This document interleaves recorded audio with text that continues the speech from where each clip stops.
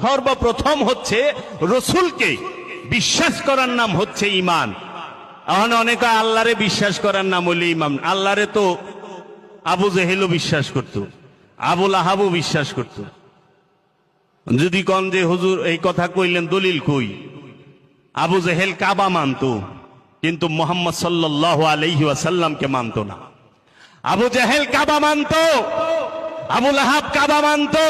আবু জাহেল, আবু লাহাব এই তাদের বংশরা কাবা যে হাজিরা আইতো তাদেরকে সেবা করত, কেউ রে পানি খাওয়াইতো, কারো হাতে কাবার চাবি থাকতো। এর লেগে কোরআনে আল্লাহ রাব্বুল আলামিন কইয়াও দিছে কাবার চাবি কুমরে রাখনে আর মানুষে হাজিগো পানি খাওয়ানে কেউ মুমিন হয়ে যায় না। আবু জেহেল যদি কোনো যুদ্ধে যাইতো, আবু জেহেল তার নাম না, আবু জেহেল হচ্ছে তার পদবী, তার সনদ।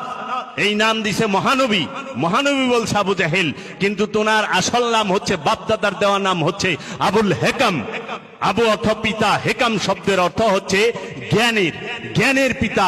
আরবের মধ্যে জাজিরাতুল আরবের মধ্যে ওই সময় সৌদি আরব, এই হেজাজে মক্কা মদিনার মধ্যে সর্বশ্রেষ্ঠ জাগতিক জ্ঞানে বিদ্যায় সবচেয়ে জ্ঞানী ছিল আবুল হেকাম, আবু জাহেল যার নাম।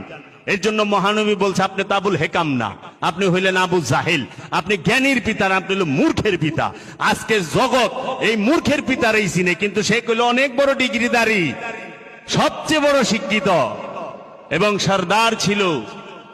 এই আবু জাহেল সে যদি কোনো যুদ্ধে যাইতো কাবা শরীফের গিলাপ ধরে কসম কাইটা যাইতো।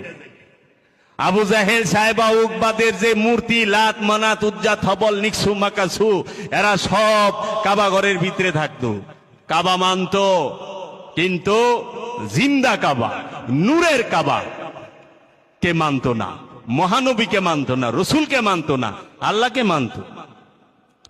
আল্লাহকে মানার নামই শুধু ঈমান নয়, আল্লাহর রসুলকে মানা এবং আল্লাহকে মানার নাম হচ্ছে ঈমান।